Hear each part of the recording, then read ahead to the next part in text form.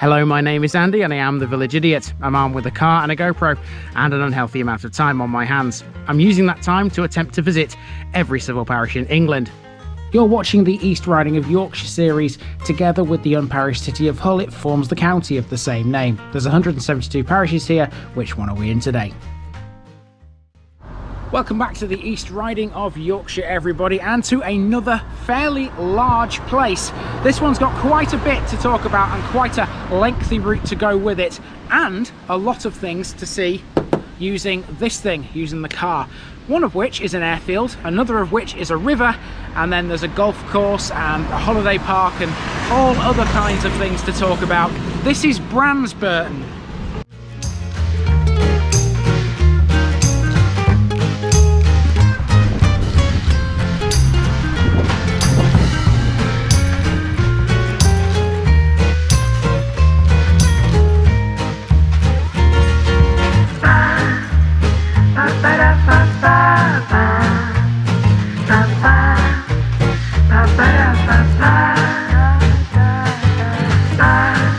Here's my disclaimer for people who may be watching me for the first time. I say things as I would in my native accent and dialect. As a result, I may not pronounce things in the same way as the locals do. Remember, I'm a visitor. It's impossible to know everything.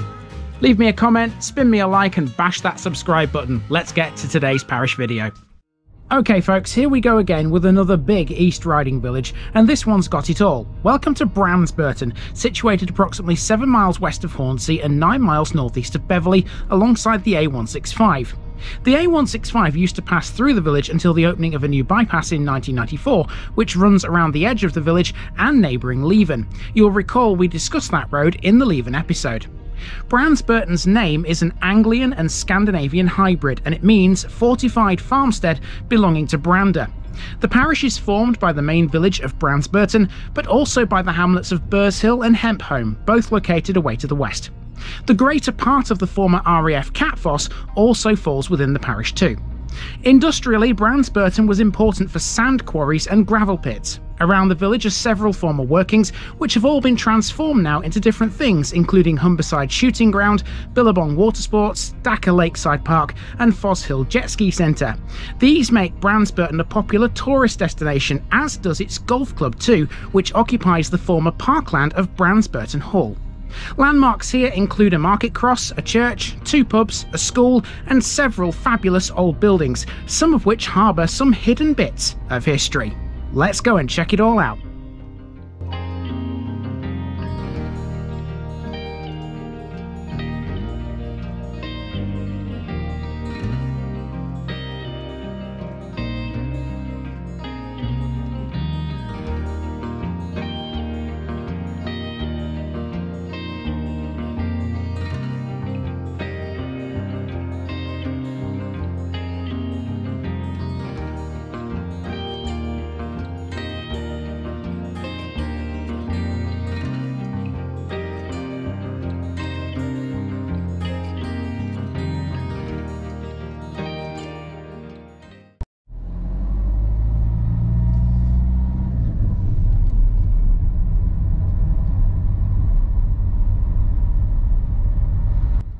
We begin at the former RAF Catfoss, which is located partly within Brandesburton. In fact, this road we're on here, one of its former runways, runs alongside the parish boundary with Hempholme.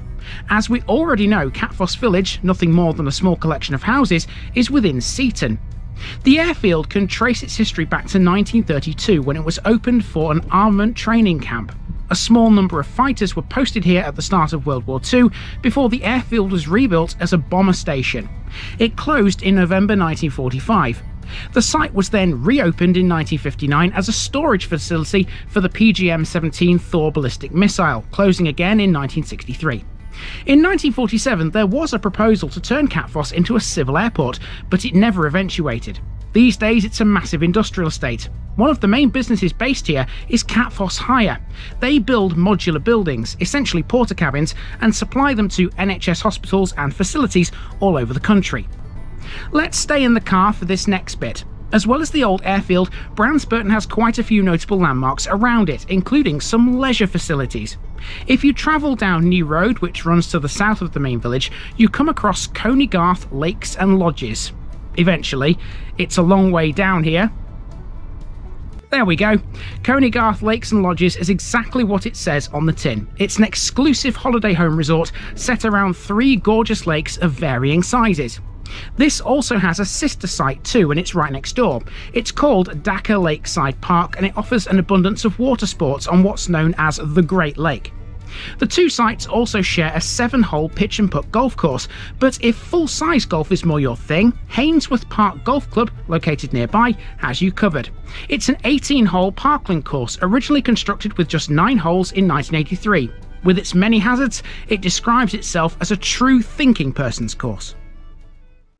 And also on the outskirts of the village is Foss Hill, another holiday park with water features. However, this one is for those who like a bit more of a thrill. Foss Hill's huge lake is used primarily for jet skis. They even sell them too, both new and pre-owned, at their Watersports shop on site. The lake is often used for competitions. In fact, on the 14th, 15th and 16th of July this year, it hosted round 4 of the British Jet Sport Championships. There are several fishing ponds around the area too, so you might be asking yourself about now, how come there are so many lakes around Brandesburton? The answer probably won't surprise you. These are all former gravel pits and sand quarries. After these resources were exhausted in the 1970s and 1980s, slowly the former workings were transformed into what they are today. Dakar Lakeside Park, for example, opened in 1985, whilst Foss Hill Jet Ski Centre opened in 1987. Okay, let's get walking around now then. So Brandesburton is a fairly lengthy route that I've planned, so hopefully I'll be around this within 2 hours, he said. Hopefully. Let's go and see what it's got.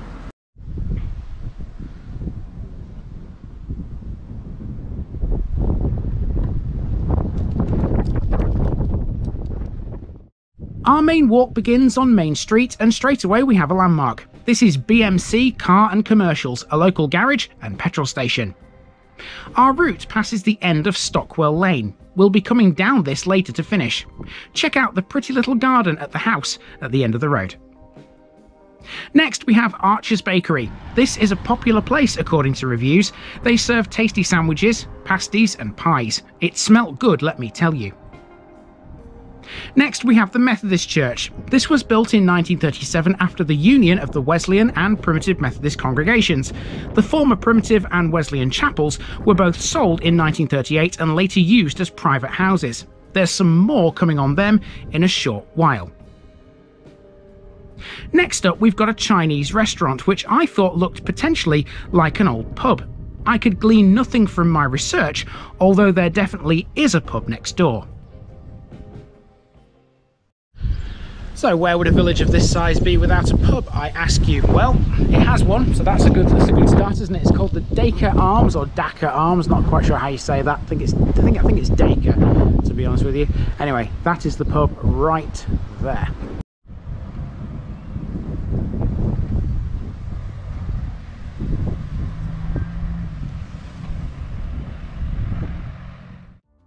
Off Main Street is a street called Little Burton, and here's where we come to some more chapel history. Encouraged by Fish Street Chapel in Hull, the Independents built a chapel in this lane in 1809, which was rebuilt in 1842. By 1856, it had been sold to the Primitive Methodists. The house you can see here is named Wesley House, so it could well be related to that former building. Little Burton, by the way, is now nothing more than a street name, but originally it was the name given to the western end of Brandesburton. It existed in much the same way as Little Leven did in relation to Leven. After traversing Little Burton in a little loop, we come to a children's play area on Mill Lane. This was provided to the village in 1973 and features plenty of modern play equipment. By following Mill Lane, we're now heading back to Main Street and for the village centre. Let's go and see what the shops are like in Brandesburton. There's not many, but there's enough for it to get by.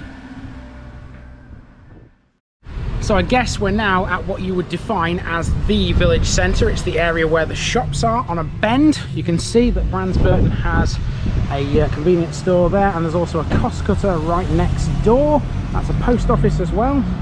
So all the main bits are there.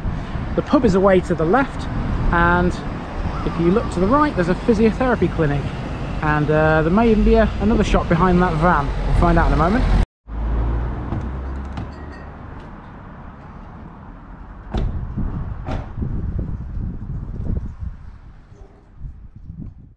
There might not have been a shop behind the van, but around the corner there's a chippy. This is another member of the Deep Blue chain, which we last saw in Wetwang. Next we come to a large white house situated on the end of Cross Lane. Keep this in mind for when we get to the church. It has quite an interesting history. On the green in front of it is a Grade 2 listed former market cross. Brandesburton was granted a weekly market in 1286, and it was held on Thursdays. The village also held an annual 3-day fair too, based on May the 3rd, the day known as the invention of the Holy Cross. The market and the fair had both ceased by the 1890s. Next we have Brandesburton's other pub, the Black Swan, which dates from the mid-18th century. It's an old coaching inn, and many of its original features are still very much in place. It has a large L-shaped bar with a separate function room, and outside it features a large car park and a beer garden. Okay, and just beyond the Black Swan you've got Brandesburton School, which is here. Now it's very unusual this, the gates are open, which is unusual at this time of day because normally during the day they're locked shut, aren't they? That's a bit strange. Anyway, there is Brandesburton's school, and next to this is the church.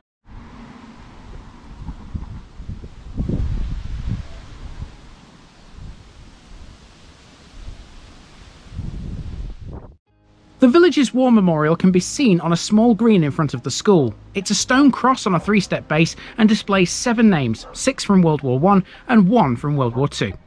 The school itself was built in 1843. This has been extended several times. The original building was symmetrical, and there was once a separate building for the infants. Next door is St Mary's Church. This is largely built of cobbles, but has an early brick clerestory and a later south porch. There's also a Norman priest door. It dates mainly from the 13th century and was restored in 1892. Among those buried in its churchyard is the Reverend Dr. John Hymers, who was not only a former rector, but also the founder of Hymers College, an independent day school in Hull. He died in 1887. 10 years later, this part of the church building was added. So was this one open? Well, I sent a man in to investigate. Don't know who the bloke is, but the result was a good one. Let's go in and have a wander around. Okay, so 6th village I've done today, and this is the first church I've been able to get in so far, unless you count Nunkeeling Priory. Okay, let's have a wander around in here. The hat and the glasses are off, mark of respect, of course. So let's have a look. Let's go into the chancel. Some nice stained glass on the wall there, in the window, should I say. And in the east window over here. Looking good. Nice and bright in here. There's the organ. Something here on the end of this pew in grateful memory of Tony Green, organist and choirmaster, 1972 to 1999. Tony Green, wasn't he a darts referee or something? I've got bullseye in my head now for some reason. I'm sure plenty of you have as well. Okay, let's have a look at the font. There we go, with its conical cover. Food bank at the back. Coat of arms on the wall up above this, and a tablet in the corner. Let's see if we can read this tablet.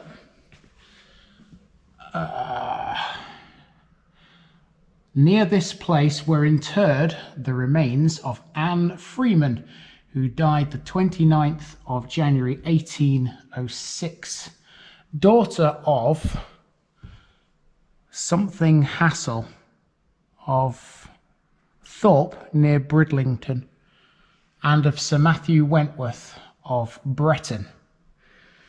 Okay. Now something else I noticed when I came in is over here, behind the font, there's a map of the village, which is not unusual to find one of those. But this map of the village is your memories of the village. It says, place a number on the map where you remember something being in the past, a shop, a park, a field, or a farm, etc. Write about it on one of the post-its and add it to the corresponding number. So let's have a look at some of the examples we've already got here. So 14, Harry Atkins Fish Shop. 14, there we go. 14, fish shop down there. Let's see what else we've got. 15, school canteen. 16, Bassingdale's Blacksmiths. So 15, school canteen, right? So that's obviously the school. We've just come past the school, so that makes sense. Now the blacksmiths. 16, here in Little Burton then. That's where the blacksmiths was. This is a useful map actually, when you think about it, because this obviously tells you where stuff used to be. If you don't necessarily know, like me. Let's have a look, see what else we've got. Let's just do another couple. So 19, cobbler's shop. 19. So that's there. Okay. I've not passed that yet, I don't think. I think that's right at the end of my route. So we'll look for that cobbler's shop as we get towards the end of the route. Let's do one from this side. So let's see. Let's look for a good one. Let's try this one. Number 5, Wes Hawkins Pigloo Products Youth Club, formerly RAF Social Club. Right. Number 5, that is. That's there. So that's opposite the cross. So that's the cross there, the village cross, the market cross, and it was right there. Brilliant. I could spend all day looking at this map and reading those notes. If you want to find out a bit more of what used to be in Brandesburton, that's the place to come, I think.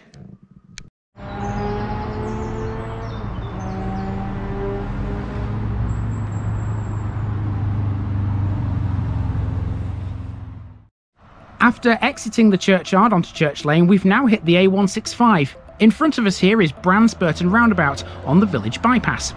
Brandesburton has been bypassed twice. The original bypass was New Road, hence the name. It was built around the village in 1925. This newer effort was completed in 1994. Off the roundabout is the Parish Hall on Catwick Lane. It's a former RAF building which was given by the Mewburn family to the Parish Council in 1950. Next door there's Catwick Lane Industrial Estate. This entrance leads to Reader's Yard, named for Reader Storage, a local warehousing and storage facility for land transport. Over the road is the village's sports area.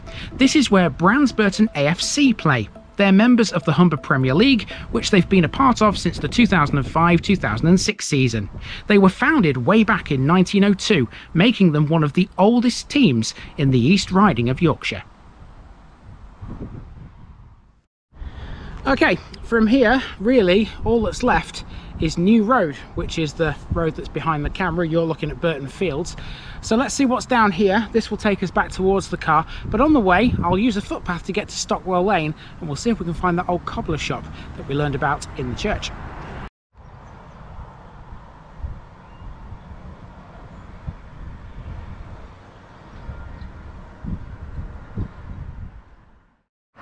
Down New Road we go, and right on cue, a bus showed up.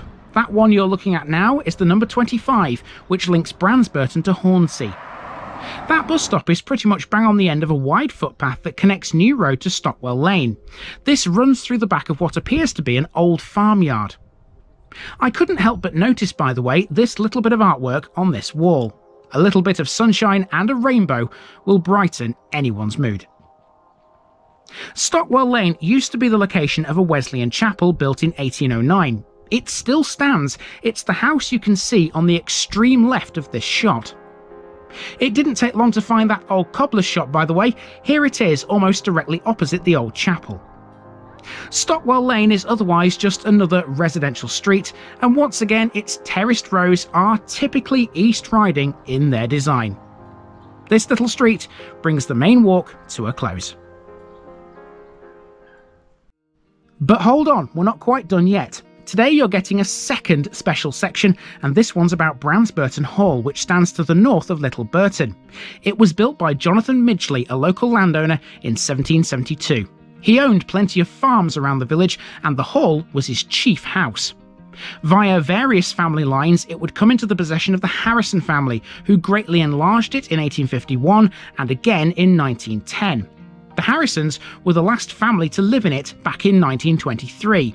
By 1931, the hall and the surrounding estate had been sold off, and the building was turned into a mental hospital run by the East Riding and York Joint Board for the Mentally Defective. Several buildings were added in the grounds of its former parkland at that time. Speaking of the parkland, it's now the Hainsworth Park Golf Club, and fun fact, a cricket club played in the grounds of the hall too, until a new pitch was opened off New Road in 1933. And after nearly an hour, we're back here at the car, so nice walk around Brandesburton. The weather has held out, thankfully. It has threatened to rain a couple of times, but it hasn't done. Brilliant, brilliant. I'm hoping it doesn't rain anyway for this last part. The reason I've allowed 2 hours to do this one is because, as well as the main walk, there's all the stuff you saw earlier with Catfoss Airfield and the golf club and the lakes and so on and so forth. But there's also something else to show you, and that means heading up towards a place called Hempholme. We're heading for the River Hull once again.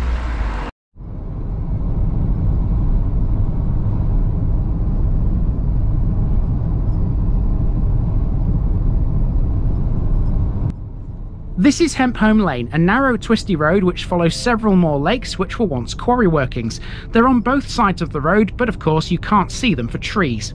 After driving for about 2 miles, you pass by the hamlet of Burshill, and then a short distance later, you're in Hempholme. Hempholme was its own civil parish until 1935, when it was abolished and united with Brandesburton.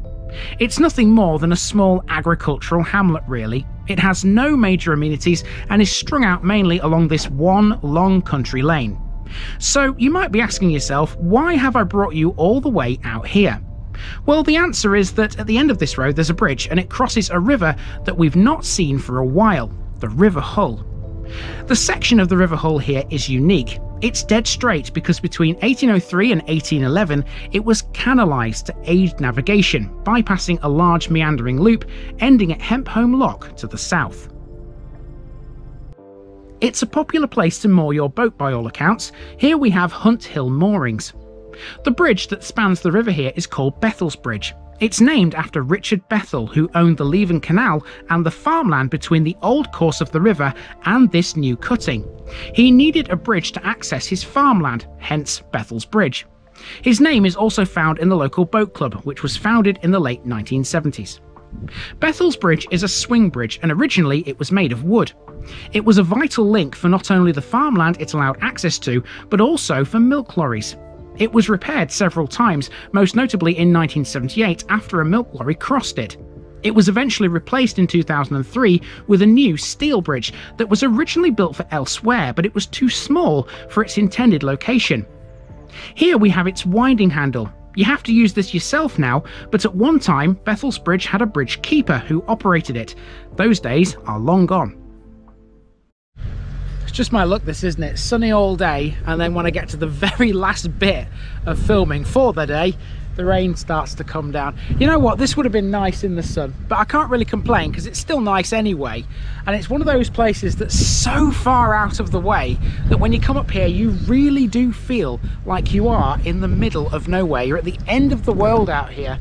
I mean, obviously you're not, because you're only a couple of miles away from Brandesburton, but it feels like such a long way from the village. It's ridiculous, and it's so quiet.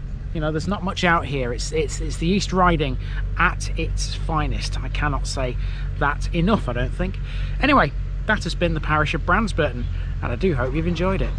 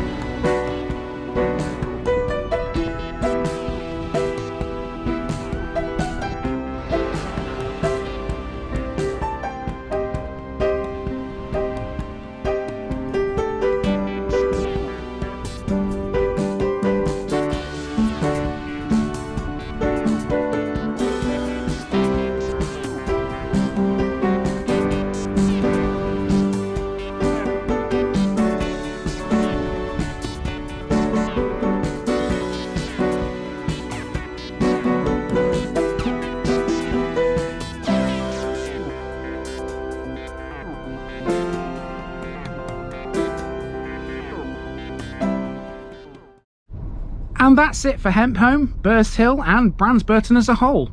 Next week we'll be in a place that's much closer to Hull, as I attempt now to try and join up the two distinct areas of the East Riding which I've already completed, working my way again out towards the coastline. I'll see you there soon.